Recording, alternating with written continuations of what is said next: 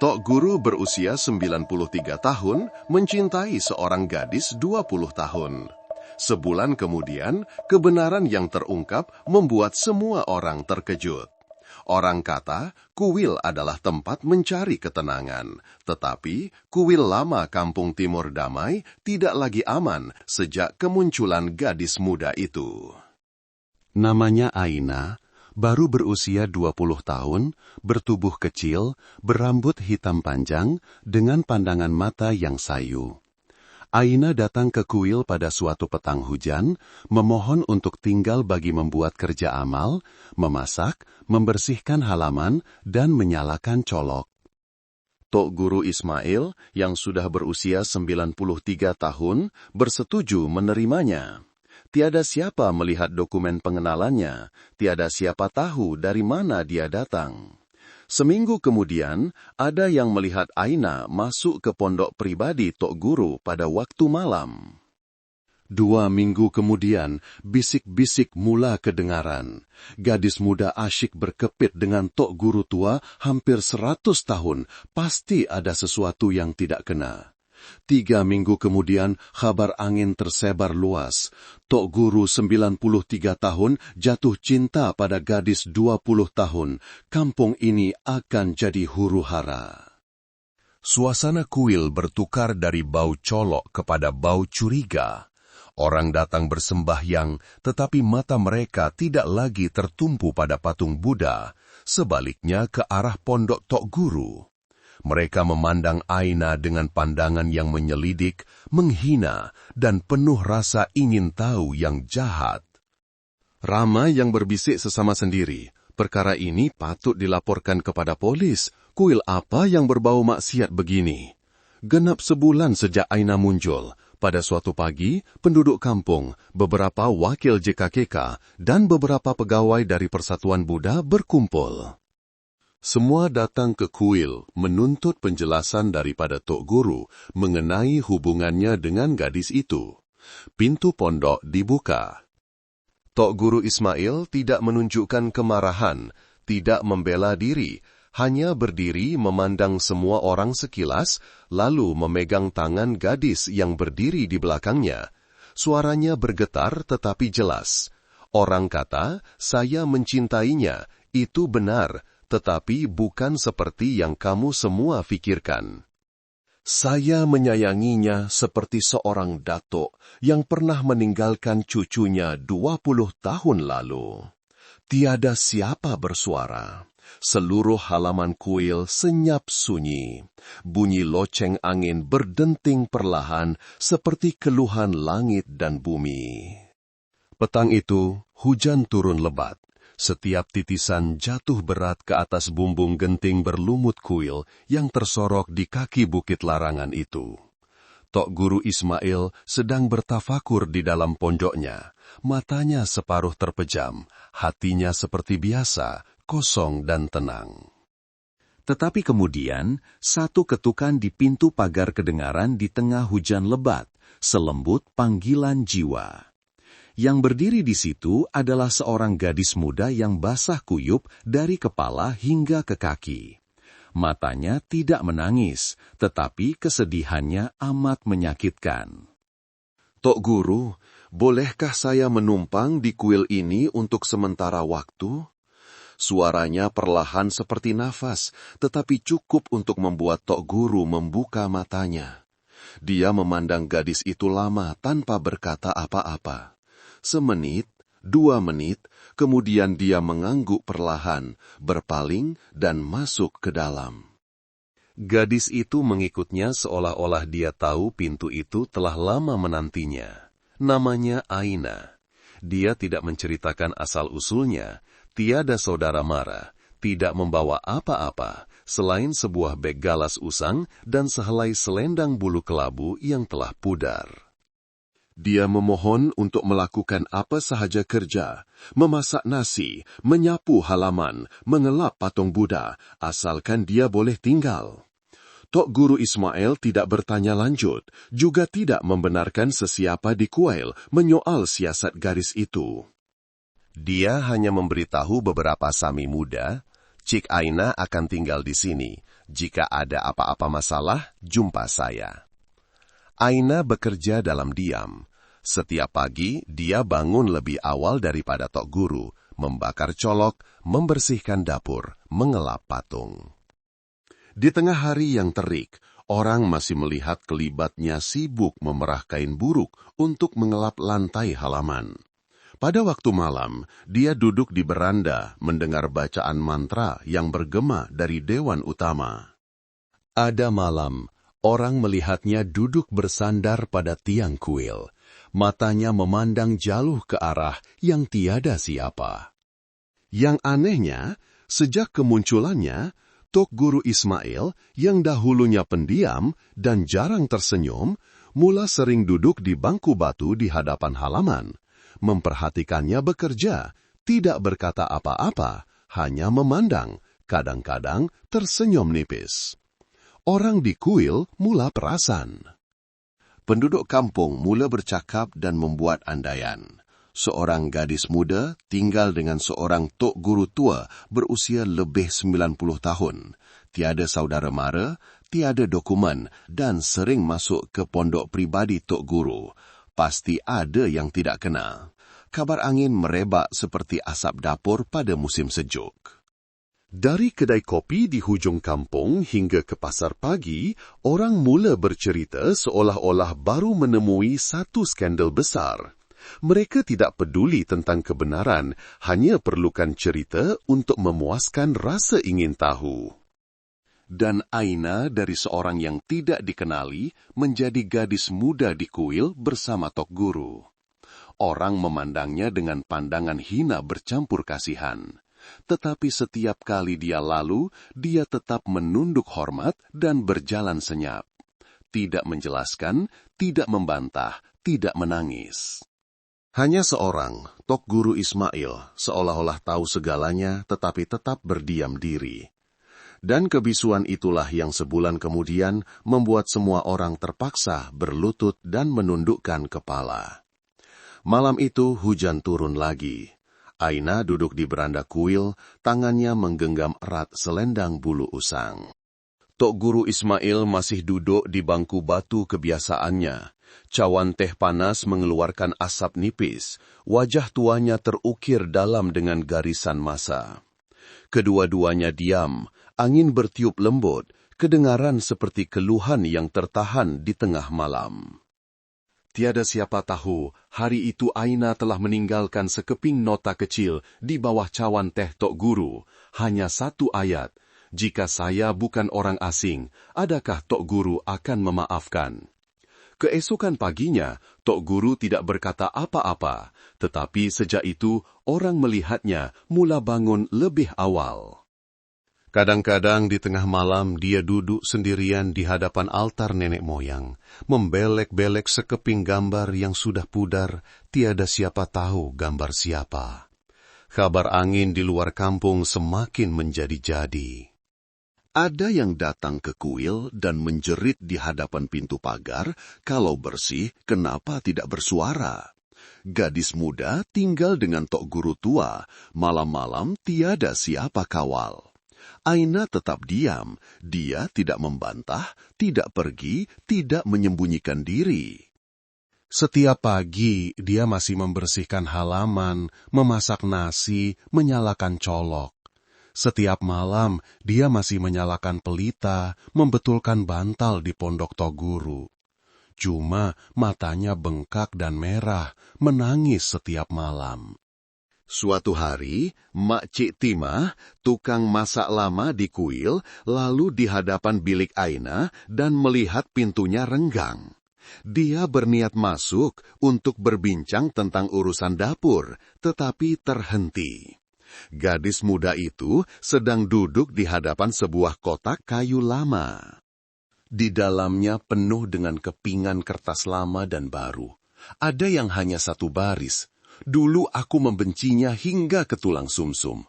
Ada yang tertulis, aku pernah berharap dia mati. Tapi semakin dewasa, aku semakin berharap dia masih hidup untuk bertanya kenapa tinggalkan ibu dan aku. Mak Cik Timah berundur perlahan, tangannya terketar-ketar, hanya sempat melihat di sudut kotak sekeping gambar pudar, tetapi dapat mengecam orang di dalam gambar itu ialah Tok Guru Ismail semasa muda, berdiri di sebelah seorang wanita dan seorang kanak-kanak berusia kira-kira 2 tahun. Petang itu, Mak Cik Timah berjumpa Tok Guru. Adakah Aina itu? Dia tidak berkata apa-apa, hanya memandang Mak Cik Timah dan mengangguk perlahan. Darah dagingku, anak kecil yang aku tidak berani mengaku dahulu. Mak Cik Timah terdiam lama, lalu mengesat matanya dengan hujung tudung. Dia telah berada di kuil ini hampir 30 tahun, menyaksikan pelbagai cerita, tetapi tidak pernah seperti ini. Kenapa Tok Guru tidak beritahu orang kampung? Kenapa biarkan orang menghinanya begitu? Tok Guru hanya menggelengkan kepala, suaranya bergetar. Orang lebih mudah percaya pada keburukan daripada kebenaran. Aku diam kerana hutang, bukan kerana takut. Aku berhutang 1 permohonan maaf kepadanya. Aina masih tidak tahu identitasnya telah terbongkar. Dia hanya tahu setiap malam, apabila melipat semula surat-surat yang tidak akan pernah dihantar, dia bertanya pada diri sendiri, adakah dia ingat ibunya? Adakah dia pernah menyesal? Adakah dia pernah mau mengakuinya semula?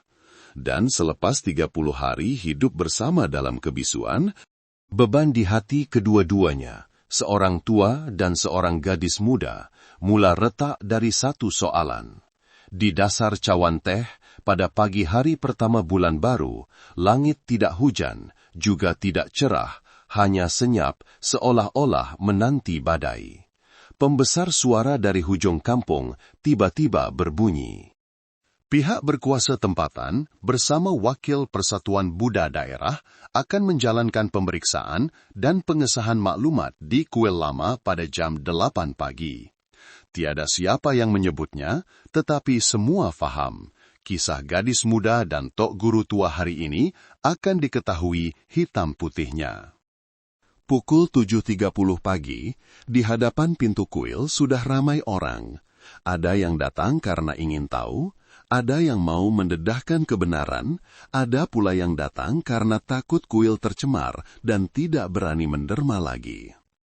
Di bawah pokok bodi, sebuah meja kecil diletakkan, pegawai daerah, wakil JKKK, dan seorang lelaki dari Persatuan Buddha, wajah masing-masing tegang.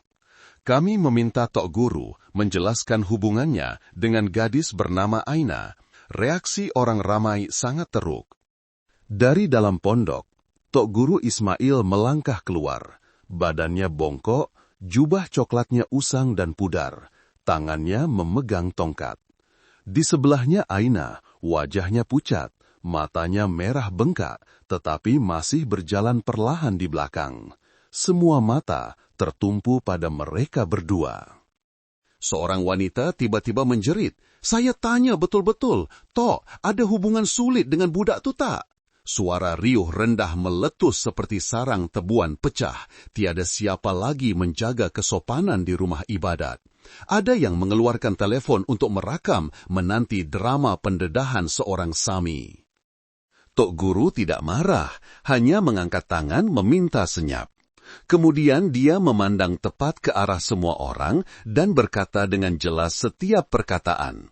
Saya ingin jelaskan sekali ini sahaja untuk semua. Aina ialah cucu saya, anak kepada anak lelaki yang pernah saya buang. Orang yang saya tidak mengaku selama 40 tahun. Suasana pecah seperti ada yang baru memukul loceng kuil. Semua terdiam. Ada yang ternganga, ada yang menjatuhkan botol air yang dipegang.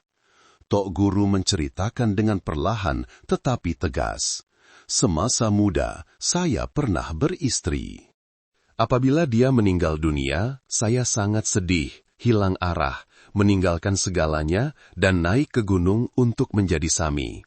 Ketika itu anak lelaki saya baru berusia 20-an. Dia marah pada saya, Katanya, ayah jenis apa, istri mati terus lari. Sejak itu kami tidak bertegur sapa.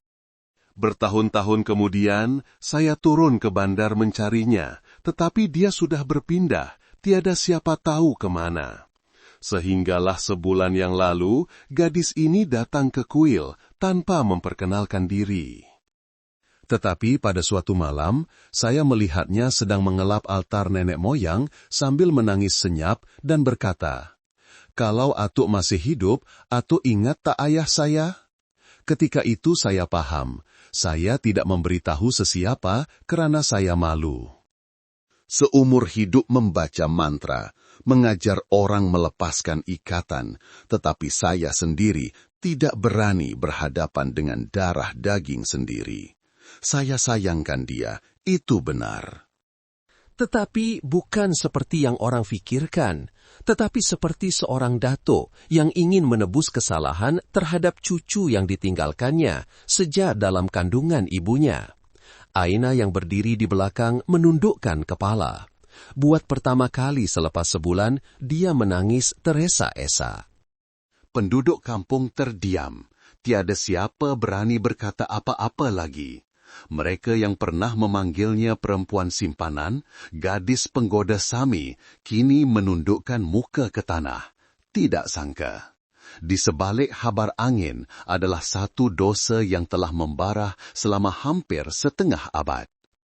Persatuan Buddha tidak membuat laporan. Pihak berkuasa tempatan hanya berkata ringkas, perkara sudah jelas, terpulang kepada keluarga untuk selesaikan secara pribadi dalam lingkungan moral. Semua orang berangsur pulang, tiada siapa bercakap sesama sendiri. Hanya bunyi loceng kuil bergema, perlahan dan berat, seolah-olah satu pengakuan dosa yang bertebaran di udara. Selepas hari kebenaran terungkap, kuil lama kembali tenang pada zahirnya. Orang tidak lagi berkumpul di hadapan pintu kuil, tidak lagi menuding jari atau berbisik, tetapi pandangan setiap orang terhadap Aina, walaupun tidak lagi menghina, juga tidak sepenuhnya simpati, tetapi campuran antara rasa segan dan kesal. Aina tidak peduli tentang itu. Dia mempunyai satu-satunya perkara yang merisaukannya. Ayahnya, yang pernah menggunakan nama keluarga lain, menukar nama untuk lari dari masa lalu, hidup dalam kemiskinan dan menyendiri, hanya untuk tidak menanggung malu sebagai anak seorang Sami. Dia ingat dengan jelas kali pertama dia bertanya, "Ayah, kita ada atuk tak?" Ayahnya diam lama, lalu menjawab perlahan, "Ada, tapi dia bukan orang yang perlu kamu kenal." Aina tidak faham, dia hanya tahu ayahnya jarang tersenyum, sering memandang keluar tingkap, terutama pada hari bulan mengambang. Di rumah tiada sekeping pun gambar datuknya, tiada cerita, tiada pengajaran, tiada jejak, seolah-olah ayahnya tidak pernah mempunyai ayah. Sehingga suatu hari, ayahnya senyap-senyap meletakkan sekeping kertas lama di tangannya. Di atasnya tertera alamat kuil lama, tulisan bergetar, dakwat comot dengan air mata. "Kalau nanti kamu sesat, kalau tiada siapa lagi untuk dipercayai, pergilah ke sini. Tapi jangan cakap kamu cucu dia. Kalau kamu tak boleh sayangkan dia, pergilah. Kalau kamu faham sebabnya, tinggallah." Itulah kata-kata terakhir yang ditinggalkannya. 3 hari kemudian, ayahnya meninggal dunia akibat stroke. Tiada wasiat, tiada gambar kenangan, hanya tinggal sehelai selendang buluh kelabu dan alamat kuil yang ditulis tangan. Aina memulakan perjalanan tanpa bagasi, tanpa rancangan, tanpa harapan apa-apa, selain dapat melihat wajah lelaki yang telah membuang ayahnya, juga datuk kepada anak yang tidak akan pernah berpeluang didukungnya. Sebulan yang lalu dia fikir dia akan membencinya, tetapi setiap hari berlalu di kuil, melihat badannya yang bongkok, tangan yang terketar-ketar semasa menuang teh, mata yang terpejam semasa membaca mantra, dia tidak mampu. Rupa-rupanya, usia bukan yang membuat orang menjadi pendiam, tetapi dosa yang tidak pernah diluahkan. Selepas pagi di soal siasat, Aina duduk di tepi tingkap biliknya. Di halaman, angin meniup pokok bodi, daun-daun berdesir seperti bisikan orang yang telah tiada. Dia teringat ayahnya, tentang kali dia dituntut hutang tetapi tidak melawan. Tentang kali ayahnya memeluknya di rumah sewa yang bocor berkata, "Ayah, cuma nak kamu jangan jadi macam ayah. Jangan hidup seumur hidup hanya untuk menunggu permohonan maaf dari orang yang tak akan pernah mengucapkannya." Dia tidak seperti ayahnya. Dia telah datang ke sini, telah tinggal, dan kini telah diakui. Tok Guru Ismail hari itu senyap-senyap meletakkan sekeping gambar di atas altar. Gambar anak lelaki yang pernah dibuangnya, ayah Aina. Dia berdiri di situ lama. Tidak membaca mantra, tidak berdoa, hanya memandang dalam diam. Menjelang petang, dia memberitahu Aina, "Aku tidak minta kamu maafkan, tapi kalau kamu masih di sini, anggaplah ia sebagai peluang untuk aku memulakan semula dengan anak cucu, walaupun hanya tinggal beberapa musim bunga lagi." Aina tidak mengangguk, juga tidak menolak. Dia hanya meletakkan tangannya di atas gambar ayahnya, mengelap habuk perlahan, lalu mengangguk dalam diam. Sejak itu, tiada siapa memanggilnya budak perempuan yang tinggal dengan Tok Guru lagi. Sebaliknya, memanggilnya cucu Tok Guru Ismail. Petang itu, cuaca panas terik. Awan berkumpul menjadi gumpalan hitam, seolah-olah sesuatu yang buruk akan berlaku. Kuil lama lebih senyap dari biasa. Tok Guru Ismail baru selesai sembahyang petang, sedang berehat di bawah pokok bodi apabila satu suara kedengaran dari pintu pagar. "Saya ingin berjumpa Tok Guru Ismail. Saya kenalan lama anak Tok Guru." Dari pintu kuil, masuk seorang wanita berusia sekitar 50 tahun, rambut beruban diikat kemas, pandangan matanya tajam tetapi penuh kesedihan. Dia memakai baju kurung lama berwarna ungu pudar, kakinya memakai kasut kain yang lusuh. Di tangannya ada sebuah beg kain kecil yang sudah usang tepinya. Sesuatu yang kemudiannya membuatkan Tok Guru dan Aina tergamam. Dia berkata namanya Suraya, orang yang telah hidup bersama ayah Aina selama 7 tahun, bukan sebagai istri, tetapi sebagai kekasih yang tidak diiktiraf. Suraya datang bukan untuk meminta-minta, tetapi untuk memulangkan sesuatu. Sebelum dia meninggal, dia tinggalkan ini, katanya. Kalau ada peluang, berikan pada ayahnya. Tok Guru Ismail menerima bekain itu dengan tangan terketar-ketar. Di dalamnya ada 2 benda. Sekeping gambar lama ayah Aina semasa muda berdiri di hadapan sebuah rumah kecil. Tangannya mendukung seorang bayi. Itulah Aina. Dan setimbun surat yang sudah pudar. Ada yang masih ada kesan darah di ujungnya. Puan Suraya bercerita, suaranya tidak dapat ditahan lagi. Dia sangat marah pada Tok Guru. Dia kata, "Saya tak perlukan seorang ayah yang bergelar Sami, tetapi membiarkan anaknya mati lemas dalam kemiskinan." Tetapi setiap tahun pada bulan 7, dia tetap senyap-senyap membawa colok dan lilin ke pintu kuil, hanya untuk berdiri dari jauh. Dia tidak pernah cukup berani untuk melangkah masuk. Surat-surat ini dia berniat hantar pada Tok Guru, tapi koyak, tulis semula, koyak lagi. Kali terakhir dia hanya menulis, "Kalau anak perempuan saya nanti cari Tok Guru, tolong halau dia macam Tok Guru pernah halau saya." Aina duduk di sebelah, matanya berlinangan air mata. Dia tidak pernah mendengar ayahnya berkata begitu. Sejak kecil, ayahnya sentiasa kelihatan kuat, dingin, tetapi kini, melalui setiap baris tulisan, dia menyadari lelaki itu telah hidup seumur hidup hanya untuk menyembunyikan luka yang tidak pernah sembuh. Tok Guru Ismail terdiam lama. Dia meletakkan surat-surat itu di atas ribanya, Tangannya mengusap perlahan gambar itu seolah-olah menyentuh wajah anaknya buat kali terakhir. Kemudian tiba-tiba dia menangis. Buat pertama kali selepas hampir 70 tahun menjadi Sami, dia menangis seperti seorang ayah yang tidak pernah dimaafkan. Macam mana dia hidup? Adakah dia pernah bahagia? Puan Suraya hanya menggeleng. Dia hidup dengan baik. Kalau tidak dikira malam-malam dia mabuk seorang diri, kali-kali dia berdiri di luar pintu kuil, tidak berani memanggil.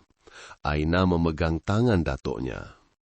Di matanya ketika itu tidak lagi ada kemarahan, hanya sebak. Kalau dulu Atuk tidak pergi, mungkin ayah akan berbeza, dan saya tidak perlu membesar dengan nasi berlaukkan air mata.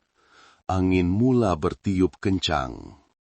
Loceng angin berbunyi tidak henti-henti di bumbung kuil, seolah-olah menangis bersama mereka. Petang itu, Tok Guru tidak makan, dia hanya duduk di hadapan altar nenek moyang, menyalakan sebatang colok untuk anak lelakinya yang telah meninggal. Di atas meja, surat terakhir masih belum habis dibaca, tetapi dia tidak mau membacanya lagi, kerana dia tahu dia tidak perlukan satu lagi kata-kata celaan. Apa yang baru diterimanya sudah cukup untuk dia hidup sisa hayatnya dengan penuh penyesalan. Kampung Timur Damai mempunyai satu tradisi. Setiap tahun, pada hari bulan penuh bulan ke-8, kuil lama akan mengadakan majelis doa kesyukuran membalas jasa ibu bapa, majelis terbesar dalam setahun, di mana penduduk kampung berkumpul untuk mendengar ceramah dan menderma kepada ibu bapa. 3 tahun kebelakangan ini, Tok Guru Ismail tidak lagi memberi ceramah. Usia tua, lemah, dan juga sebab lain. Orang berbisik-bisik katanya, Tok Guru sudah bosan dengan dunia. Tetapi tahun ini, papan kenyataan kuil tiba-tiba memaparkan tulisan tangan yang bergetar. Majelis doa kesyukuran, Tok Guru Ismail akan memberi satu ceramah. Tajuk, hutang darah bukan di medan perang, tetapi di hati manusia.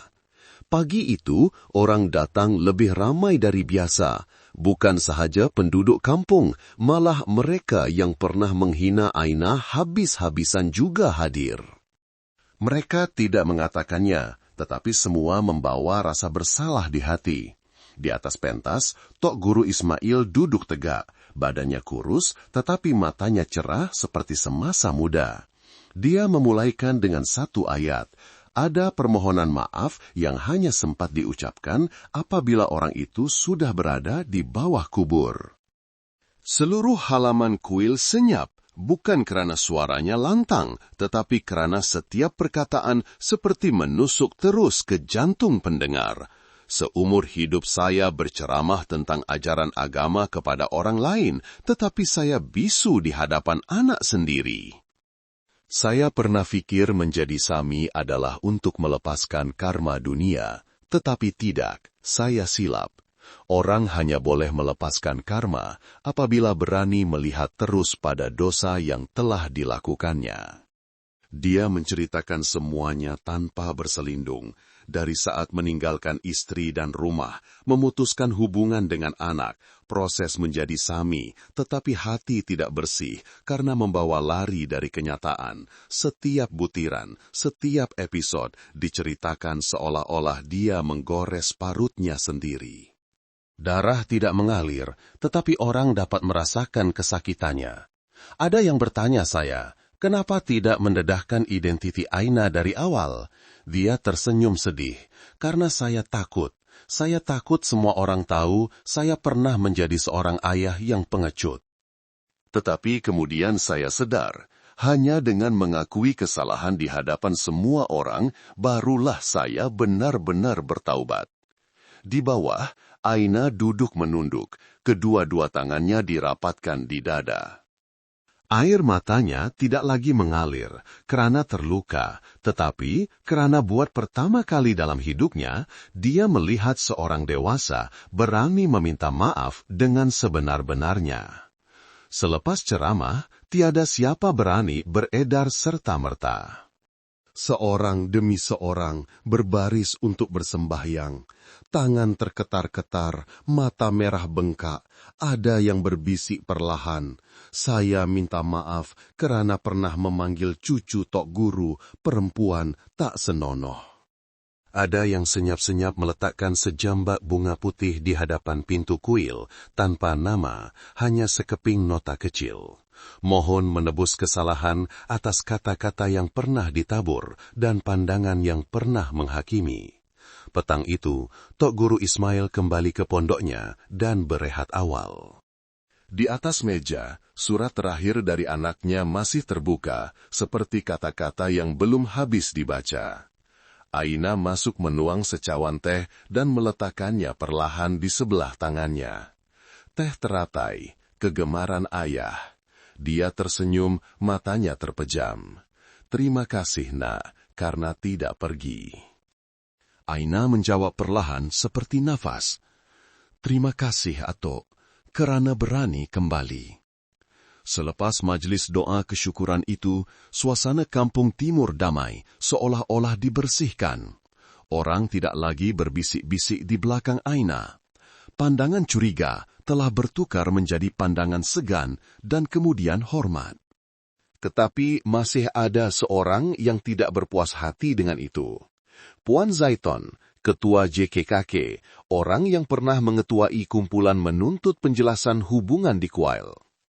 Puan Zaiton tahun ini berusia lebih 60 tahun, tinggal bersebelahan kuil, tiada suami atau anak, hanya seorang cucu angkat yang bekerja jauh. Dia terkenal di kampung sebagai orang yang bercakap terus terang, tetapi tiada siapa lupa, kali-kali dia menuang minyak ke dalam api, mengubah perkara kecil menjadi besar. Hanya kerana dia tidak suka melihat sesiapa yang terlalu disayangi orang. Dialah orang pertama yang berkata budak perempuan itu tidak normal. Tok Guru lebih 90, dia 20, mustahil tiada apa-apa. Dialah yang mengumpul tanda tangan menghantar surat aduan ke pejabat daerah. Dialah yang menyuruh orang merakam klip Aina masuk ke pondok Tok Guru lewat malam dan menyebarkannya dalam kumpulan WhatsApp. Dialah yang berkata kena buat besar-besaran baru ada kebenaran. Kalau senyap, mereka akan tutup semuanya. Tetapi apabila kebenaran terungkap, apabila Tok Guru menangis dan mengakui kesalahan di hadapan seluruh kampung, Puan Zaiton tidak berani memandang sesiapa. Kerana kini, dia bukan lagi orang yang berani bersuara, tetapi orang yang pernah menabur racun, pernah mendorong seorang gadis muda ke jurang dengan lidah yang tajam. Penduduk kampung tidak memarahinya, mereka hanya diam. Di pasar petang, penjual ikan melihatnya datang lalu menunduk pura-pura sibuk. Di kedai kopi, tiada siapa lagi mengajaknya duduk semeja. Musyawarat JKKK, orang mengelak pandangannya apabila dia bercakap. Kesunyian itu tidak dipaksa, tidak diuar-uarkan, tetapi berat seperti angin monsun yang menekan hati seorang yang terbiasa hidup dengan suaranya. Puan Zaiton mula datang ke kuil sendirian. Kali pertama, dia berdiri di luar pagar. Kali kedua, dia membawa sebungkus colok dan buah-buahan. Tetapi kali ketiga, dia membawa sebuah kotak kayu kecil, di dalamnya ada surat aduan lama. Surat yang pernah dia sendiri hantar ke pejabat daerah menuduh kuil mempunyai tingkah laku yang tidak bermoral. Dia bertemu Aina di hadapan halaman, teragak-agak. "Kamu masih ingat saya?" Aina memandangnya tanpa marah, tanpa dendam, hanya berkata perlahan, "Iya, saya tidak coba mengingati sesiapa yang pernah menyakiti saya, karena saya takut tidak akan ingat siapa yang pernah benar-benar menyayangi saya." Kata-kata itu seperti tamparan ke hati Puan Zaiton. Dengan senyap, dia meletakkan kotak itu di atas anak tangga batu, merapatkan tangan dan sujud 3 kali sebelum berpaling pergi. Petang itu, Orang melihatnya berdiri lama di hadapan altar ibunya di rumah, tidak makan, tidak bercakap, hanya mengeluh. Tiada undang-undang yang menghukumnya, tiada siapa yang memalukannya. Tetapi dia sendiri tahu, lidah yang pernah membunuh dalam diam, maka pengasingan juga akan membunuh semula nuraninya dalam kesepian. Tok Guru Ismail setelah mendengar cerita itu hanya berkata, tidak perlu menghalau siapapun. Siapa menabur, dialah yang menuai, tetapi jika mereka tahu menunduk, biarkan mereka ada jalan untuk kembali. Keesokan harinya, Aina semasa membersihkan halaman, ternampak kotak kayu itu diletakkan semula di atas anak tangga. Di dalamnya, selain surat aduan lama yang telah diconteng dengan dakwat merah, ada satu baris tulisan tangan baru. Saya salah. Saya tidak berani mengharap kemaafan, hanya berharap kamu hidup dengan tenang seperti yang sepatutnya. Aina menutup kotak itu, tidak dendam, tidak sedih, hanya meletakkan sekuntum bunga putih di atas altar ayahnya. Seminggu selepas majelis doa kesyukuran, Tok Guru Ismail mula kelihatan semakin lemah.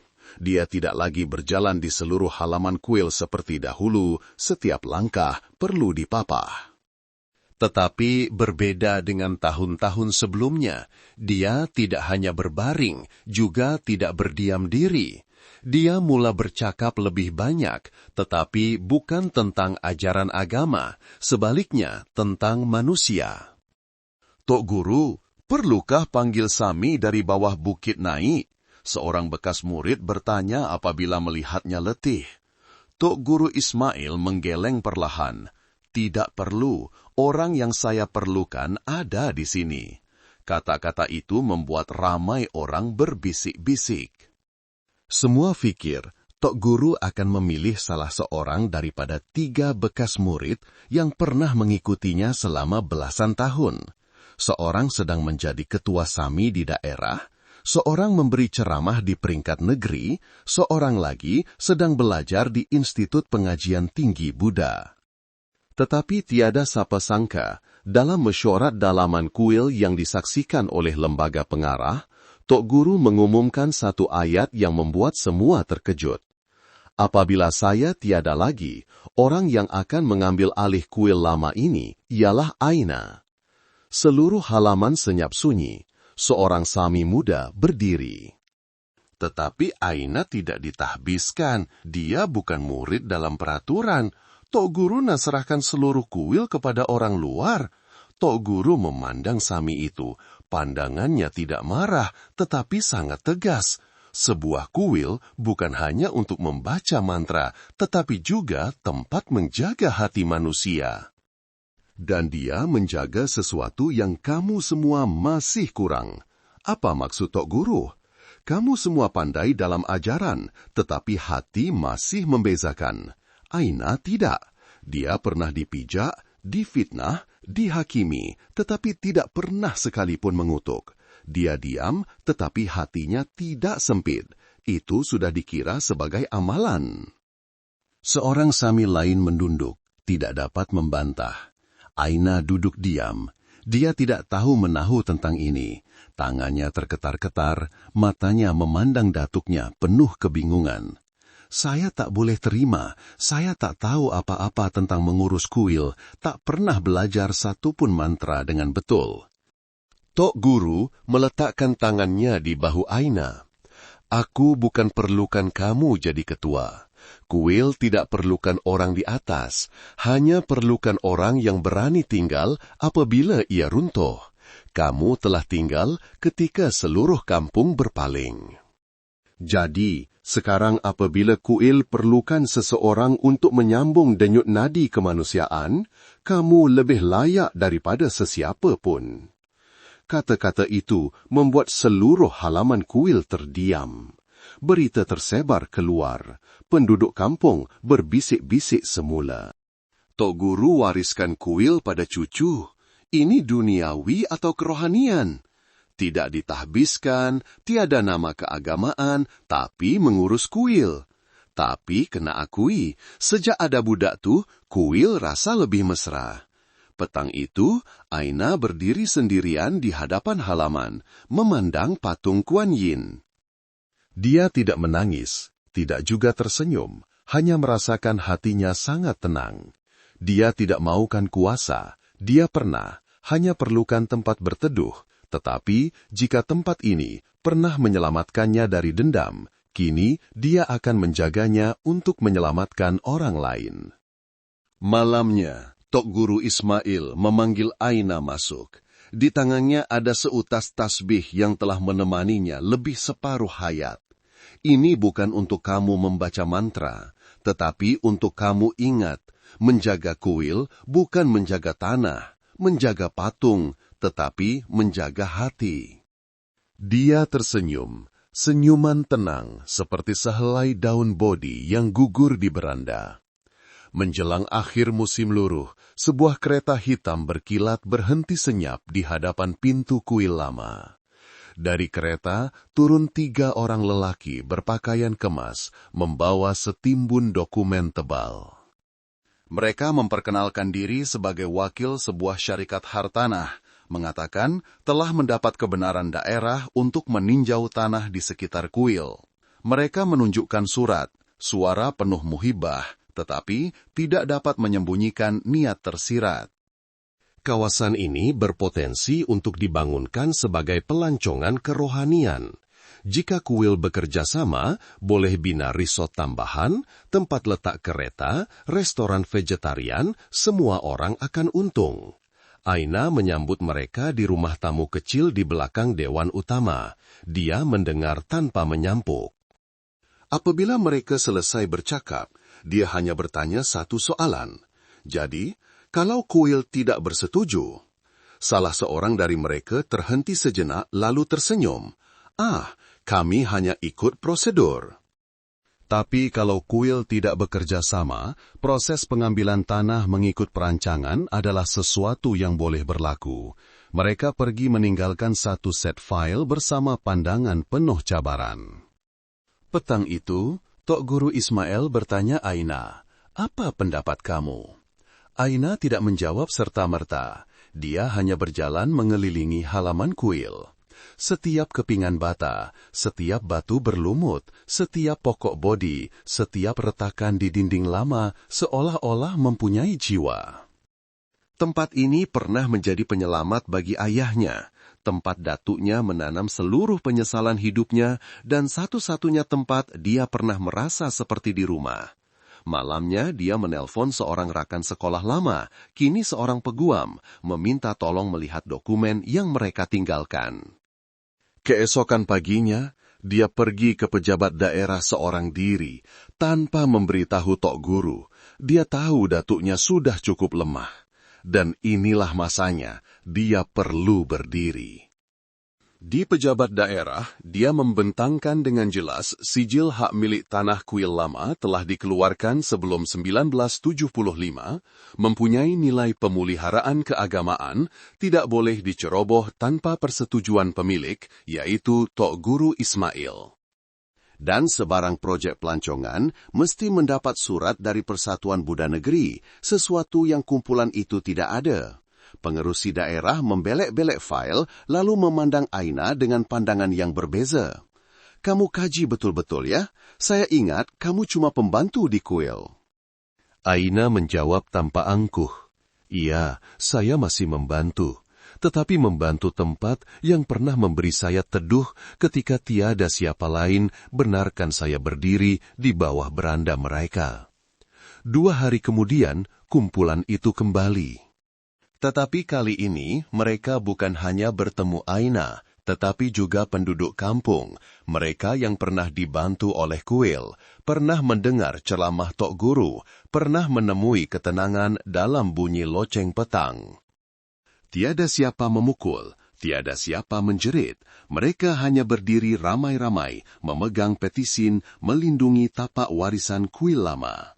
Wakil syarikat itu faham satu perkara, mereka tidak boleh membeli tanah ini kerana ia adalah akar umbi sebuah komuniti. Apabila mereka berundur, Aina kembali ke pondok. Tok Guru masih duduk di situ, memejamkan mata bertafakur, seolah-olah sudah tahu segalanya. Dia duduk di sebelahnya, berkata perlahan, "Saya tak akan biarkan mereka ambil kuil ini, Atuk." Dia tidak membuka mata, hanya tersenyum. "Aku tahu, kerana sekarang kuil ini rumah kamu."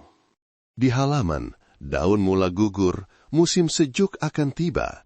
Tetapi buat pertama kali, kuil lama itu tidak lagi rapuh di hadapan badai. Tengah hari itu, ketika sedang mengelap patung Kuan Yin di Dewan Utama, seorang Sami muda berlari masuk memberitahu, ada orang cari kakak di luar pagar, katanya kawan lama. Aina melangkah keluar. Matahari tengah hari terik, tetapi lelaki yang berdiri di pagar itu masih memakai kemeja lengan panjang kelabu. Peluh membasahi belakang bajunya. Dia mengenalinya serta-merta, walaupun 2 tahun telah berlalu. Dia masih sama, cuma matanya berbeza. Tidak lagi ada pandangan yakin bercampur sedikit angkuh seperti dahulu, tetapi rasa segan dan kekok sehingga suaranya serak. "Aina, boleh saya cakap dengan awak sekejap?" Dia tidak menjemput masuk. Hanya berdiri di luar pagar, jarak antara mereka tidak lebih 3 meter, tetapi tiada siapa melangkah. "Awak tinggal di sini sejak bila? Sejak abang pergi, abang minta maaf." Dia tergelak, gelak yang ringan, tidak sinis, tidak sakit hati, tetapi senyuman orang yang telah melalui jurang yang dalam sehingga tidak lagi merasakan satu permohonan maaf itu perkara besar. "Abang minta maaf untuk apa? Sebab tinggalkan saya masa saya mengandung atau sebab hantar mesej putus dengan 1 ayat ringkas?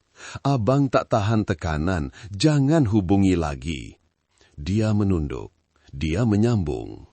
"Atau sebab lepas tinggalkan saya, abang kahwin dengan orang lain 4 bulan kemudian. Sekarang dah cerai, baru nak balik." Dia tidak menjawab, hanya berkata, "Abang memang salah. Abang ingat abang kuat, tapi rupanya pengecut. Sekarang abang cuma nak tahu, awak masih marahkan abang tak?" Aina terdiam. Dia fikir dia akan mencerit, akan menangis, akan menceritakan semua malam dia mencakar kulitnya untuk melupakan seseorang. Tetapi akhirnya dia hanya berkata, "Saya pernah marahkan abang, sangat marah. Tapi kemarahan itu saya dah tanam dalam tanah sejak hari ayah saya meninggal. Sebab saya paham, memaafkan bukan sebab siapa-siapa layak, tapi untuk diri kita terus hidup." Dia memandang Aina, matanya merah. "Jadi, kalau abang nak balik semula, ada peluang tak?" Soalan itu bukan tidak pernah difikirkan Aina, tetapi apabila berdiri di hadapannya dalam pakaian biru orang yang hidup di kuil, hatinya sangat jelas. Kisah lama hanya tinggal sebagai pengajaran, bukan sebuah pintu. "Saya bukan lagi orang yang abang kenal. Saya sekarang hidup dengan orang yang nyata, kerja yang nyata, hati pun nyata. Saya tak perlukan lagi lelaki yang datang dan pergi macam angin." Dia menunduk dalam-dalam, tidak memaksa, tidak merayu, hanya mengucapkan kata-kata terakhir. "Terima kasih, Aina." Kerana masih hidup. Petang itu, Aina duduk di bawah pokok bodi, tangannya menyentuh tasbih yang pernah diberikan Tok Guru. Dia tersenyum sendirian. Orang tidak perlu meraung untuk menamatkan satu hubungan. Cukuplah dengan berdiri tegak dan berkata, "Saya tidak perlukan awak lagi." Itu sudah cukup kuat. Di dalam pondok, Tok Guru Ismail bertanya, "Siapa datang? Orang lama tu menangis tak?" "Tak, Atuk." "Cuma gembira, sebab saya dah tak sakit bila tengok dia lagi." Tok Guru mengangguk. "Maknanya, kamu dah dewasa." Musim sejuk datang awal, angin gunung bertiup lebih sejuk dari biasa. Pokok bodi di halaman hampir gondol, hanya tinggal dahan-dahan yang meliuk-liuk membentuk bayang di dinding bata berlumut. Pagi itu, Aina bangun awal seperti biasa, tetapi pondok Tok Guru masih tertutup rapat. Apabila dia masuk, loceng angin berbunyi perlahan, seolah-olah mahu memberitahu sesuatu yang tidak baik. Dia sedang berbaring, badannya mengerekot, tangan terketar-ketar, mata terbuka, tetapi pandangannya kosong. "Atuk," Aina memanggil perlahan. Tok Guru tidak menjawab.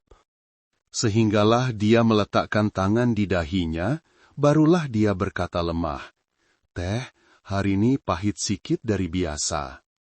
Dokter dari klinik desa dipanggil. Selepas memeriksa, hanya berkata ringkas, "Usia Tok Guru sudah terlalu lanjut, badan mula letih, tiada penyakit serius, tetapi tenaga merosot sangat cepat.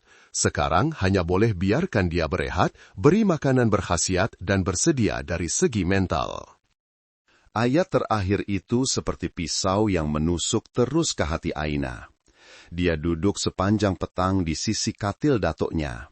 Buat pertama kali dalam beberapa bulan, dia tidak menyentuh sebarang kerja di kuil. Tidak menyapu halaman, tidak membakar colok, tidak membancuh teh. Dia hanya senyap-senyap memegang tangan datuknya. Tangan datuknya kurus, tulang menonjol jelas seperti akar bodi yang timbul dari tanah. Setiap kali datuknya batuk perlahan, dia terkejut seperti kanak-kanak yang takut kehilangan mainan kesayangannya. Menjelang malam, datuknya membuka mata memandangnya. "Takut?" "Ya," Aina menjawab jujur. "Takut atuk pergi. Saya takut, tak ada siapa lagi ingat siapa saya. Bila atuk dah tak ada, siapa lagi nak beritahu orang lain, saya ni cucu seorang yang baik." Tok Guru tergelak, gelak yang ringan hingga menggetarkan bibirnya. "Kamu ni bodoh, kuil ni masih ada, pokok bodi ni masih ada, apa yang kamu buat masih ada. Tak perlukan atuk hidup untuk jaga nama kamu, sebab kamu sendiri dah hidup sebagai seorang manusia." Aina menunduk, matanya merah bengkak. "Tapi, kalau atuk sakit, cakap dengan saya. Jangan tahan. Saya paling takut tengok orang yang saya sayang." Pura-pura tenang. Tok Guru mengangkat tangannya mengusap rambut Aina seperti yang pernah dilakukan oleh ayahnya. "Atuk, tak sakit, cuma letih. Letih seumur hidup lari." Sekarang, bila berhenti, baru tahu letih tu ringan macam tidur. Malam itu, Aina tidak pulang ke biliknya. Dia menghamparkan tikar dan tidur di sebelah pondok datuknya. Bunyi angin di luar halaman bersiulan sejuk hingga ke tulang, tetapi di dalam hatinya terasa hangat. Kerana walaupun tahu masa semakin suntuk, kasih sayang yang sejati apabila datang tepat pada masanya akan membuatkan sebuah pengakhiran menjadi cukup sempurna. Keesokan paginya, Tok Guru bangun lewat, tetapi buat pertama kali selepas beberapa hari, dia duduk sendiri, minum habis secawan teh. "Kamu bancuh lebih sedap dari biasa hari ini." Aina terkejut. "Teh masih sama, Atuk?" Dia memandang Aina tersenyum nipis. "Kalau macam tu, mungkin hati atuk dah ringan sikit." Hari itu, langit cerah, angin meniup loceng angin. Bunyinya tidak lagi menderu-deru seperti tangisan, tetapi ringan seperti keluhan. Tenang. Hujan awal musim sejuk berlarutan selama 3 hari. Halaman kuil licin dan basah. Pokok bodi juga hampir gondol, hanya tinggal beberapa dahan yang meliuk-liuk ditiup angin. Tok Guru Ismail semakin lemah, tetapi ingatannya masih tajam luar biasa. Dia tidak banyak tidur, hanya duduk diam memandang keluar melalui tingkap kayu. Tempat di mana setiap petang dia minum teh, membaca mantra, melihat Aina menyapu halaman. Suatu pagi, dia memanggil Aina masuk ke bilik. Di atas meja ada setimbun kertas tulisan tangan dengan bau dakwat baru dan tulisan yang bergetar tetapi masih tegas. Ini perkara terakhir yang aku nak tulis. Bukan untuk tinggalkan duit sebab kuil ni tak pernah ada emas. Bukan juga untuk tinggalkan nama sebab aku dah tak ada apa-apa nak dijaga. Aku cuma nak kamu baca dan faham. Aina mengambil helaian pertama, hanya beberapa baris. Apabila aku tiada lagi, kuil lama ini tidak akan menjadi milik mana-mana organisasi, juga tidak akan diwariskan kepada mana-mana tokoh agama. Aku mahu ia dijaga oleh mereka yang pernah terluka. Dia mendongak. Apa maksud atuk? Tok Guru tersenyum nipis. Kamu ingat tak budak-budak kampung yang didera pernah kamu benarkan tinggal di kuil beberapa hari? Atau wanita yang ditinggalkan suami? Atau pemuda menganggur yang pernah datang menyapu daun kering untuk upah? Aina mengangguk. Semua pernah singgah di sini beberapa hari kemudian pergi, tetapi tiada siapa pernah ditolak. Dia menyambung, aku mau kuil ini menjadi tempat perlindungan bagi mereka yang ditinggalkan. Tak perlu jadi penganut Buddha, tak perlu baca mantra, cukuplah mereka perlukan sebuah bumbung, itu sudah cukup. Helaian kedua, dia menulis nama dengan jelas. Penjaga kuil bukanlah ketua Sami, tetapi orang yang memasak hidangan pertama untuk pengemis pertama yang berhenti di depan pagar. Orang itu aku pilih kerana Aina, matanya berkaca-kaca.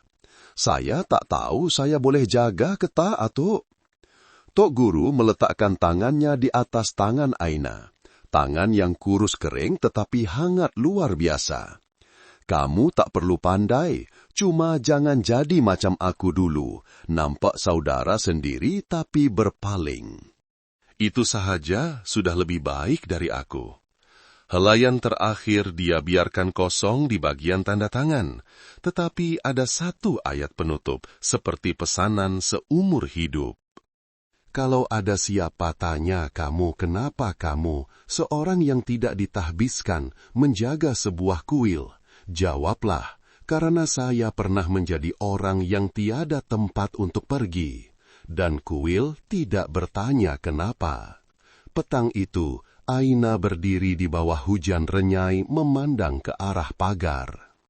Dia melihat seorang lelaki pertengahan umur sedang duduk menggigil kesejukan, basah kuyup, tangannya memeluk sebuah beg kain.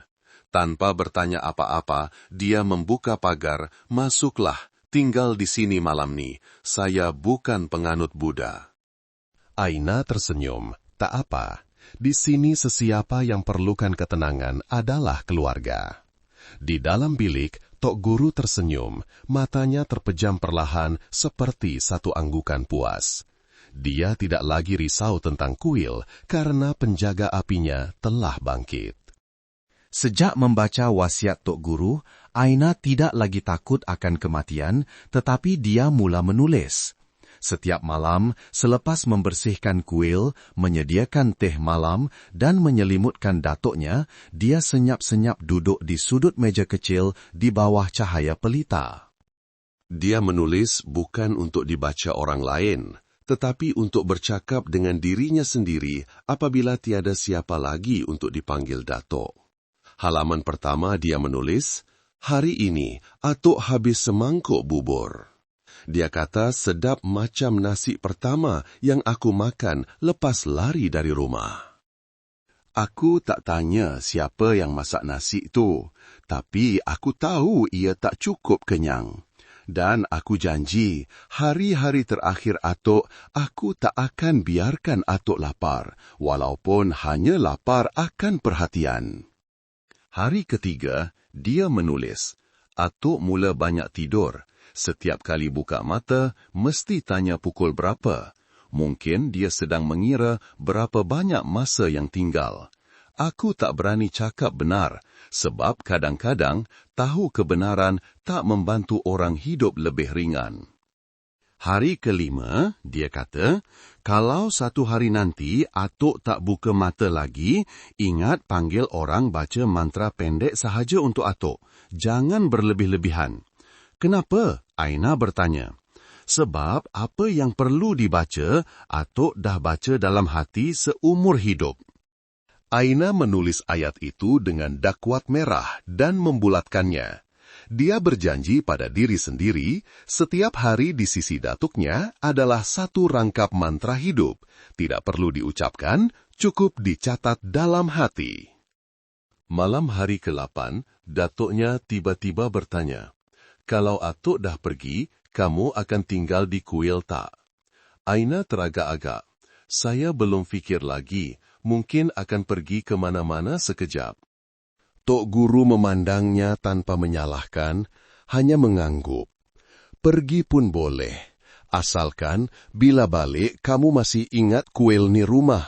Bukan sebab Atuk ada di sini, tapi sebab kamu pernah selamatkannya, dan ia pernah selamatkan kamu." Halaman diari hari itu dia menulis, Atuk mula berpesan satu persatu perkara kecil, macam sedang mengemas barang untuk pergi. Tapi orang yang nak mati, ada apa nak dibawa? Rupa-rupanya apa yang dia nak bawa cuma ketenangan hati bahawa dia tidak lagi meninggalkan sesiapa terbiar. Hari ke-10, dia membaca semula semua yang telah ditulis. Setiap baris tulisan seperti benang halus yang menjahit semula hati yang pernah koyak.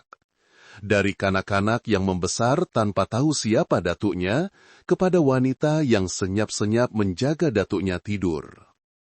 Setiap malam adalah satu nafas, satu tanda kehidupan yang semakin pudar, tetapi hatinya tidak pudar.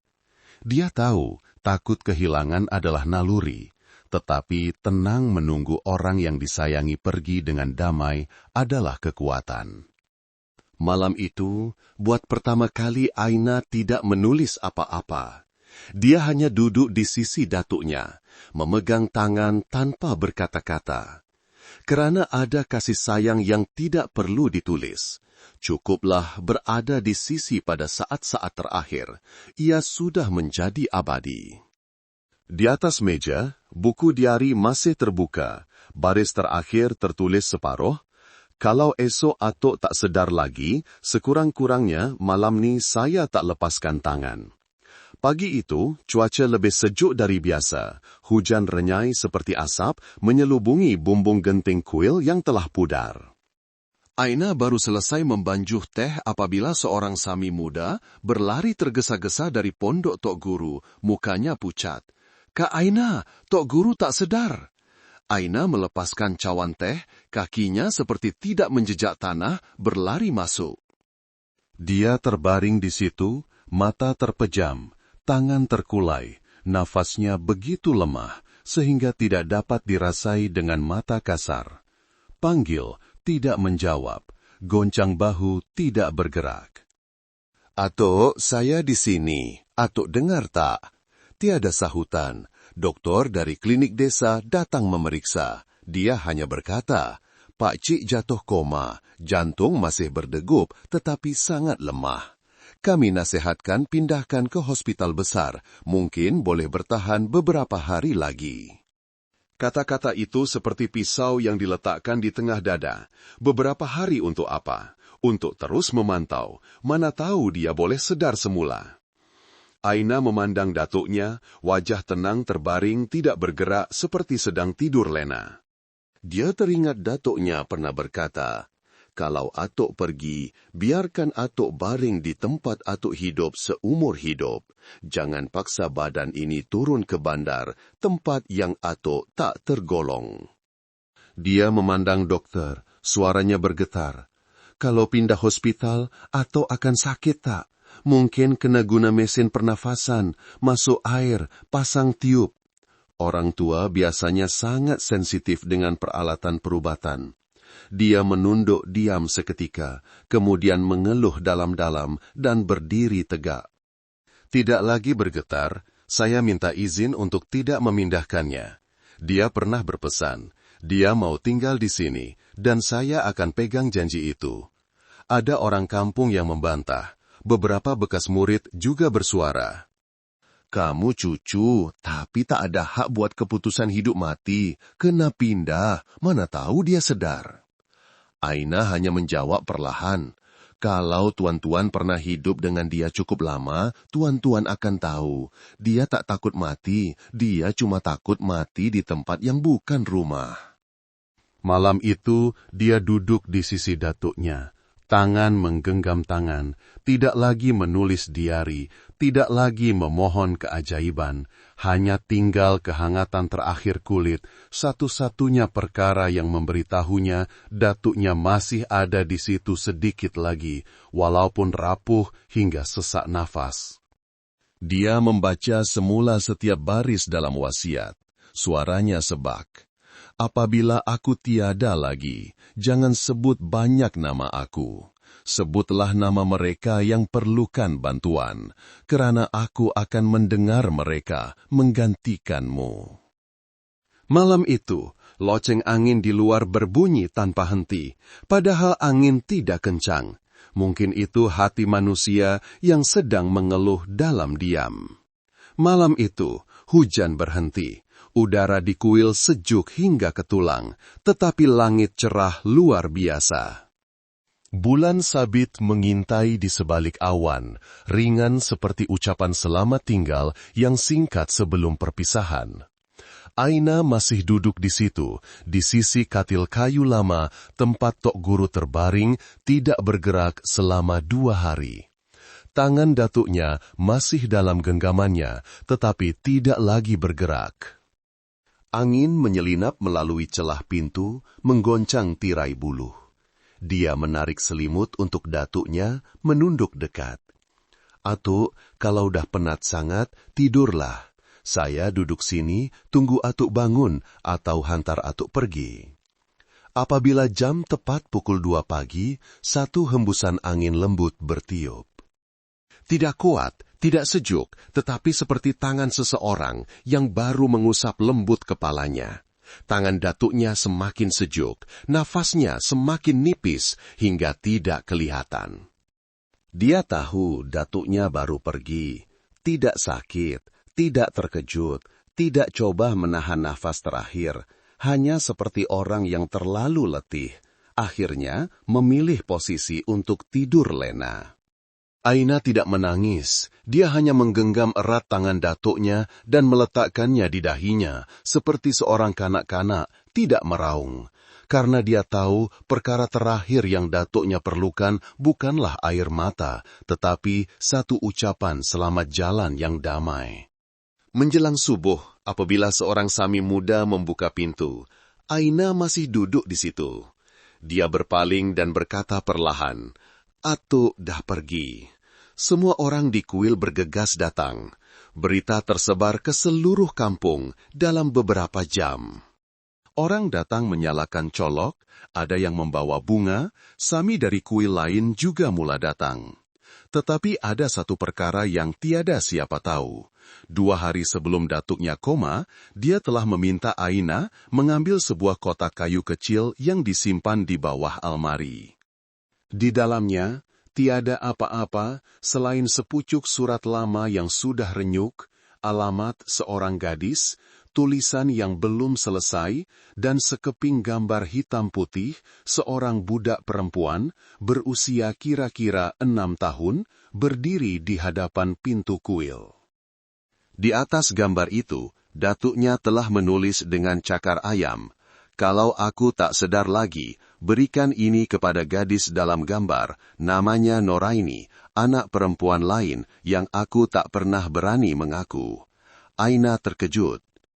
Dia tidak tahu, selain ayahnya, datuknya mempunyai seorang anak lain, seorang yang tidak pernah disebut namanya, seorang lagi kanak-kanak yang ditinggalkannya, seperti ayahnya pernah ditinggalkan. Dia pergi membawa bunyi lonceng petang, tetapi meninggalkan satu pesanan yang belum selesai. Aina memandang gambar itu lama. Budak dalam gambar itu mungkin sudah berusia lebih 40 tahun. Tidak tahu di mana, tidak pasti masih hidup atau tidak. Tetapi, jika datuknya telah meninggalkannya, bermakna dia tidak pernah lupa. Malam itu, di dalam bilik yang masih berbau kemenyan, Aina menulis satu lagi halaman terakhir dalam diarinya. Atuk dah pergi, tapi dia masih pesan suruh cari orang lain. Rupa-rupanya ada kesilapan yang mengikut orang sampai ke akhir hayat pun tak sempat minta maaf. Dia meletakkan gambar dan surat itu ke dalam sampul baru dan melekatkannya. Esok pagi, dia akan meninggalkan kuil sekejap untuk mencari seorang yang tidak dikenali, yang mungkin membawa luka yang sama sepertinya. Di atas altar, gambar Tok Guru Ismail diletakkan kemas.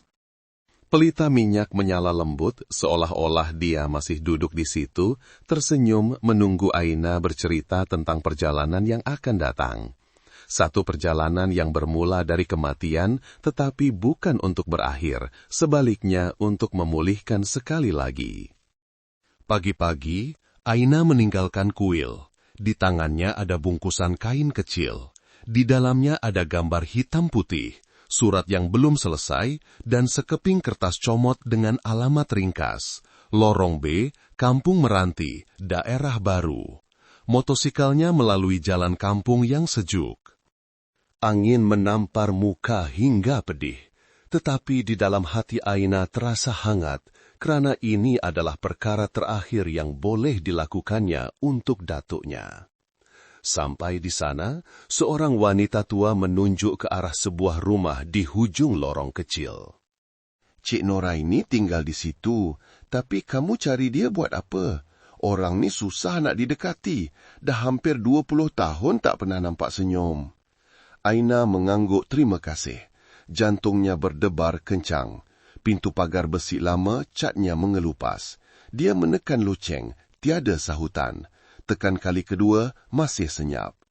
Sehinggalah kali ketiga, barulah pintu terbuka sedikit. Seorang wanita berusia lebih 40 tahun, rambut disanggul tinggi, wajahnya dingin, matanya separa terbuka. Kamu cari siapa? Aina menunduk. Ya, saya kenalan Tok Guru Ismail dari kuil lama. Wanita itu terkejut sedikit, matanya berubah tetapi masih cuba bertenang. Dah meninggal kan? Aina mengangguk. Dah hampir 3 hari. Wanita itu menghembus nafas perlahan, tetapi tidak menunduk, tidak menitiskan air mata. Kalau macam tu dah terlambat, kamu pergilah, tunggu sekejap. Aina menghulurkan sampul surat. Ini surat dari Tok Guru. Dia tinggalkan untuk Cik dan sekeping gambar.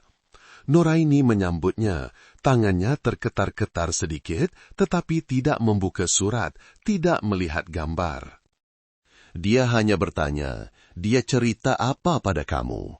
Aina menjawab bahwa Cik adalah orang yang dia tidak pernah berani mengaku dan dia takut akan mati sebelum sempat meminta maaf.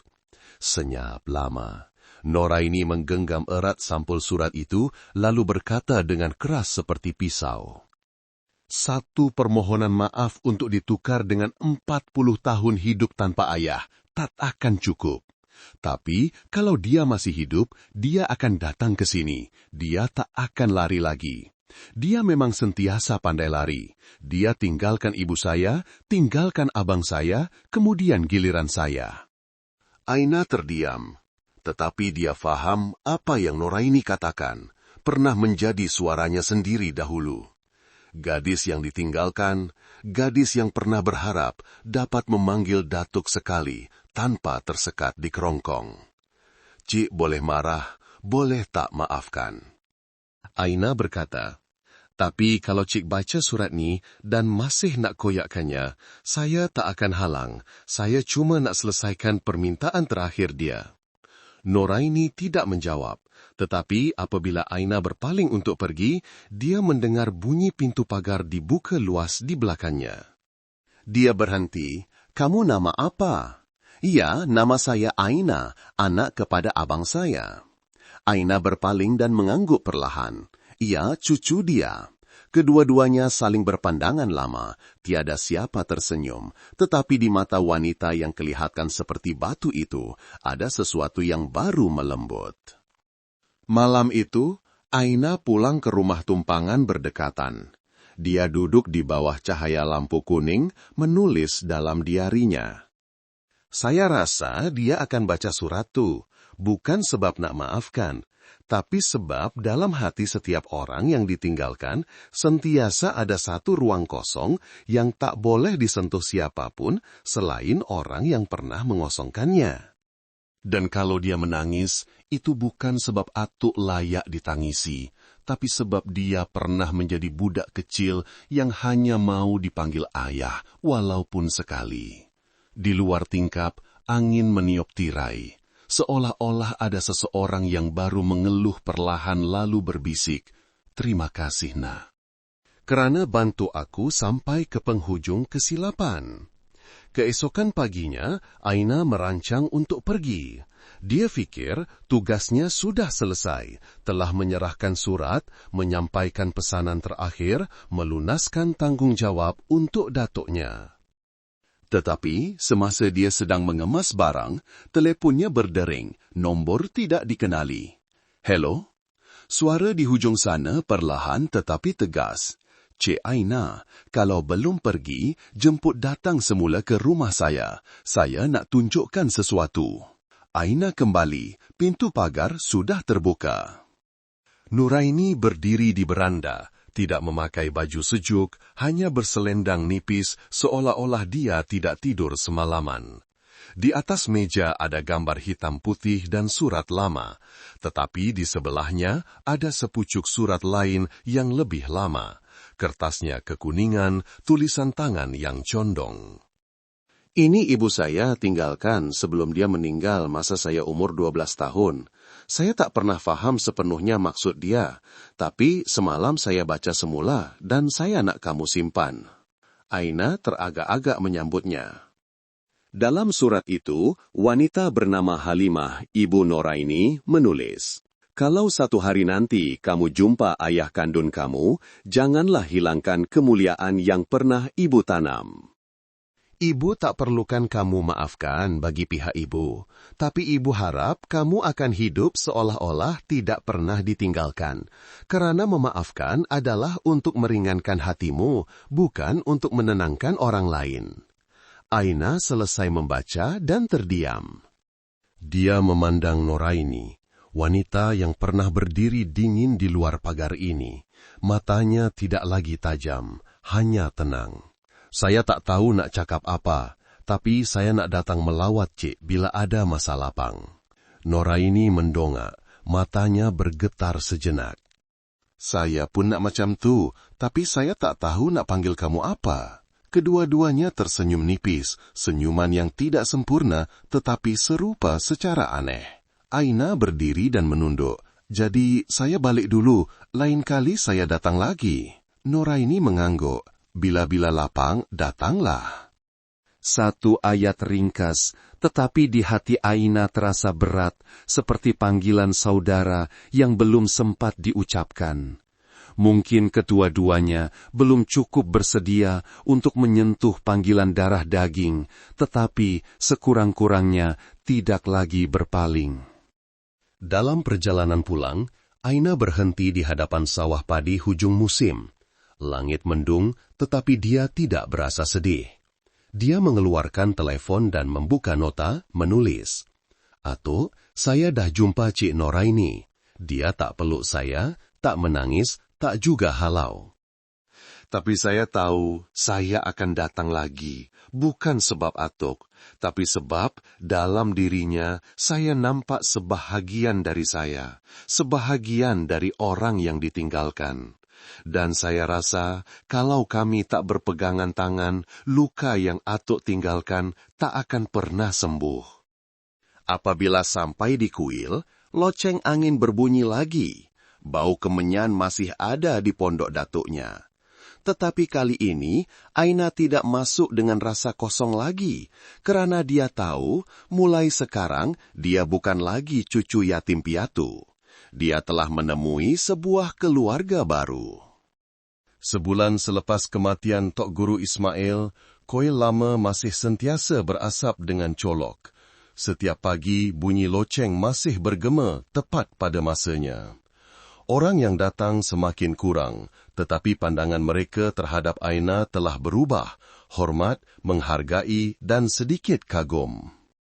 Suatu hari, Persatuan Buddha Negeri menghantar surat jemputan kepada kuil lama untuk menghantar wakil ke majelis memperingati sami-sami besar yang telah meninggal dunia dalam tahun itu, digabungkan dengan penganugerahan kepada golongan muda yang menjaga tradisi kerohanian bangsa. Aina dipilih, dia keliru. Saya bukan Sami, tak pernah belajar ajaran Buddha dengan betul. Kenapa jemput saya? Seorang Sami di ibu pejabat negeri menjawab dengan lembut, karena ada perkara yang tidak perlu dipelajari, tetapi perlu dihayati untuk difahami. Kamu tidak menggantikan datukmu membaca mantra, tetapi kamu telah menggantikannya menjaga hati kuil itu. Pada hari majelis, Aina memakai baju biru ringkas, tidak bersolek, tidak berhias. Dia duduk di barisan kedua, di sebelah orang-orang yang berpangkat, berpendidikan tinggi, jubah kuning mereka menyerikan seluruh dewan. Apabila pengacara majlis membaca senarai penceramah ringkas, Aina hampir menjatuhkan kertas atur cara. Kerana di dalamnya ada nama Tik Thian Tam, bekas ketua Sami kuil di daerah sebelah, dan juga orang yang pernah menghina ayahnya. Kerana mempunyai darah yang tidak suci, anak kepada seorang pengkhianat peraturan, Aina menggenggam tangannya. Dia pernah mendengar ayahnya bercerita, dalam satu malam mabuk, orang itulah yang telah menghina ayahnya, mengatakan ibunya perempuan penggoda Sami, mengatakan ayahnya sampah, tidak layak menjadi Sami. Aina diam sepanjang majelis. Tetapi apabila tiba bahagian penganugerahan kepada mereka yang menjaga agama melalui kehidupan sebenar, pengacara majlis menjemputnya naik. Sila jemput Cik Aina, cucu kepada mendiang ketua Sami kuil lama, untuk berucap. Dia melangkah naik, lampu pentas menyuluh tepat. Dia nampak dengan jelas Tik Thian Tam sedang duduk di bawah. Pandangannya tenang, dingin, tetapi kini bercampur dengan kedutan dan nafas yang letih. Dia berdiri diam beberapa saat lalu berkata, "Saya tidak belajar ajaran Buddha.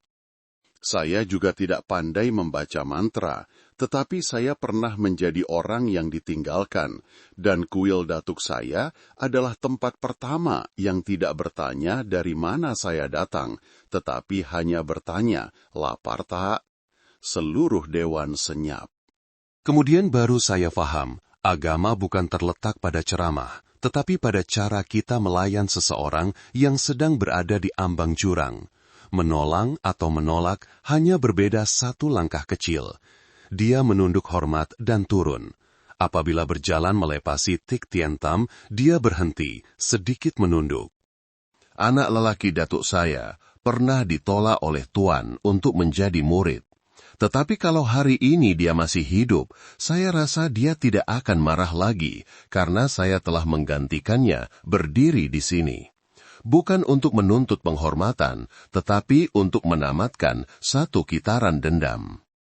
Sami Thian Tam diam tidak bertindak balas, tetapi apabila Aina pergi, dia menunduk sangat rendah, buat pertama kali sepanjang majelis.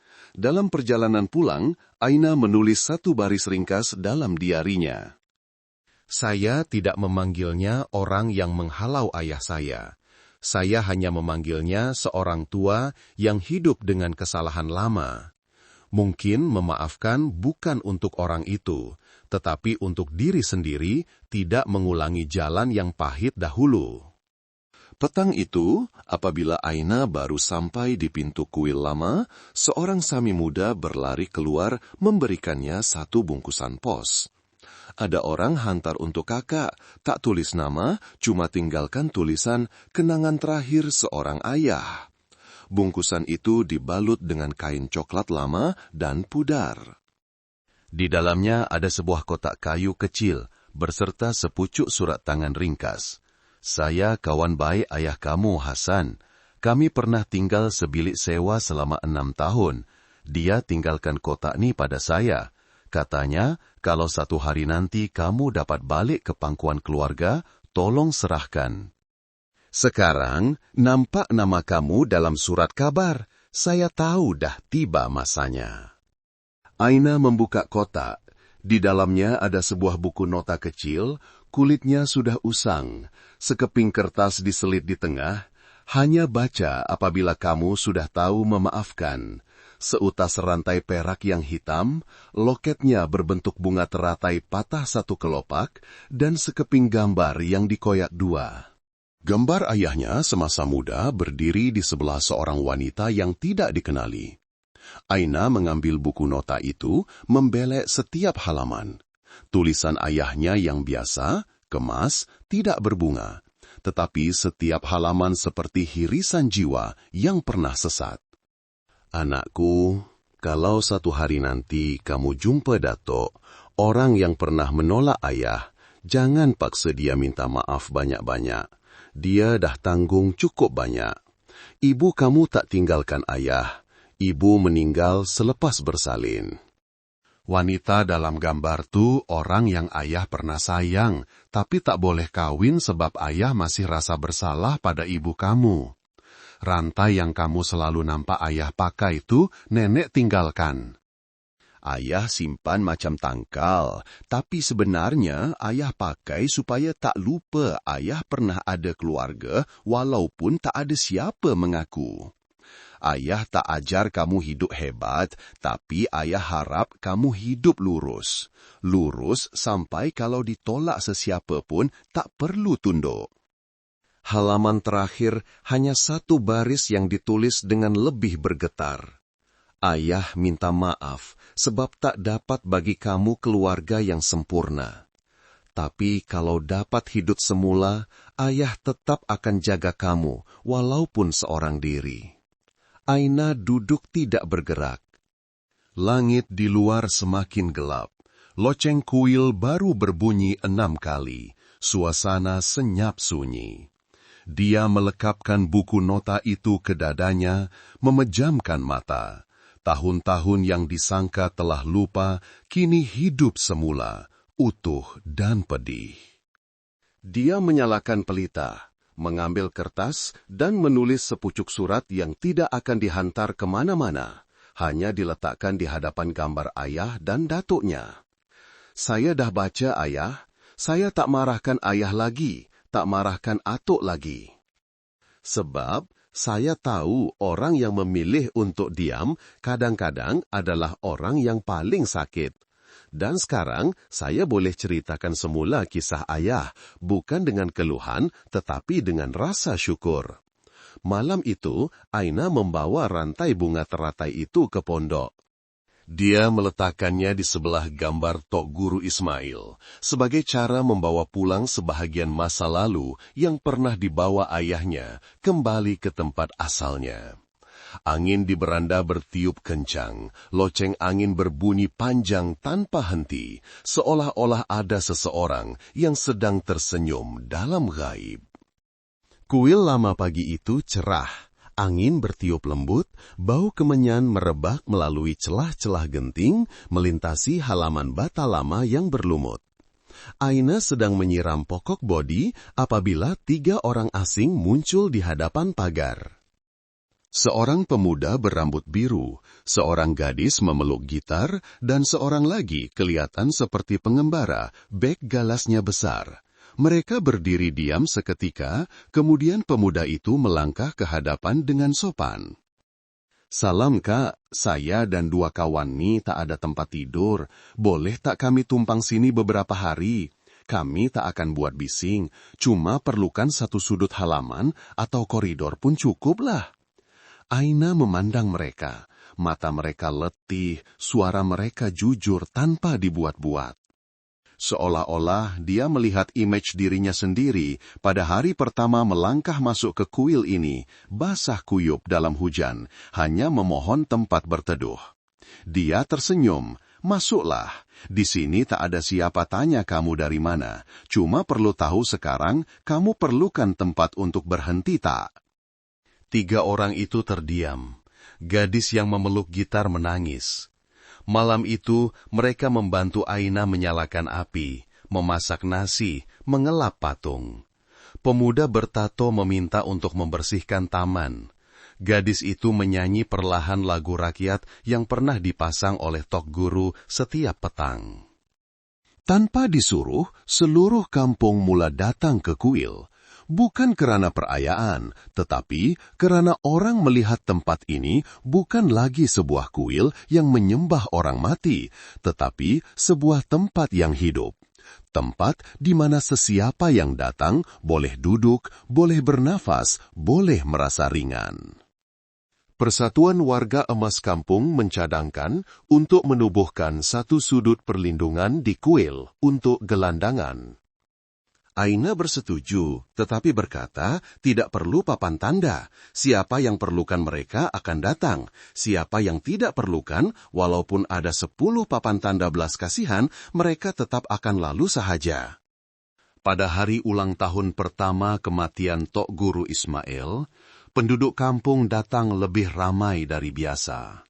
Tiada asap colok tebal, tiada musik bising, hanya sebuah meja teh, semangkuk nasi putih, dan sebuah buku diari yang Aina letakkan di sebelah gambar. Dia berdiri dan berkata ringkas, "Datuk saya tidak meninggalkan kuil, tidak meninggalkan emas perak. Dia hanya meninggalkan satu pengajaran. Untuk digelar orang baik, tidak perlu banyak membaca mantra, tetapi perlu diam pada masa yang betul. Membuka pintu untuk orang yang betul dan menunduk pada ketika yang betul. Semua orang menunduk, bukan kerana upacara pengebumian, tetapi kerana mereka sedang menunduk di hadapan satu cara hidup yang selama ini tiada siapa percaya seorang gadis muda boleh menjaganya." Petang itu, Aina duduk sendirian di bawah pokok bodi. Daunnya telah tumbuh semula selepas musim gugur. Loceng angin masih berbunyi, teratur seperti pesanan datuknya. Dia menulis baris terakhir dalam diarinya, halaman terakhir dengan dakwat ungu. Mulai sekarang, kalau ada siapa tanya macam mana seorang gadis 20 tahun boleh menjaga sebuah kuil lama berusia 100 tahun, saya tak akan jawab. Saya hanya akan jemput mereka duduk, tuangkan secawan teh dan biarkan mereka mendengar sendiri cerita angin. Kehidupan ini tiada siapa yang sempurna. Orang akan buat silap. Ada yang pergi, ada yang tinggalkan, ada yang hidup seumur hidup, tak cukup berani nak cakap satu ayat minta maaf. Tapi akan ada orang yang tinggal, senyap-senyap kumpul setiap retakan, setiap serpihan, untuk cantumkan semula dengan belas kasihan. Aina bukan yang terbaik. Dia pernah ditinggalkan, pernah jatuh, pernah nak hilang. Tapi dia hidup semula bukan sebab keajaiban, tapi sebab seorang yang berani buka pintu pada masa yang betul. Dan tiba gilirannya, dia belajar cara buka pintu untuk orang lain dengan cara yang sama dia pernah diselamatkan. Orang baik tak perlu cakap banyak, cuma perlu hidup dengan cukup jujur. Dan bila mereka pergi, dunia akan rasa kosong. Tapi bukan sebab kehilangan, tapi sebab untuk memberi ruang kepada orang lain untuk mengisi kekosongan itu dengan kebaikan yang sama. Korang semua dari mana ni? Cuba komen sikit dekat bawah. Seronok juga kalau dapat tahu. Apa pendapat korang tentang perkongsian saya kali ini? Okey tak? Saya harap korang semua terhibur ya. Apa-apapun, saya doakan semoga anda semua sentiasa sehat, murah rezeki dan dipermudahkan segala urusan. Sentiasalah berada dalam keadaan selamat di mana jua anda berada. Kalau korang pun ada cerita menarik yang nak dikongsikan, jangan segan-segan tahu tulis di ruangan komen. Boleh kita semua baca dan kongsi pengalaman bersama.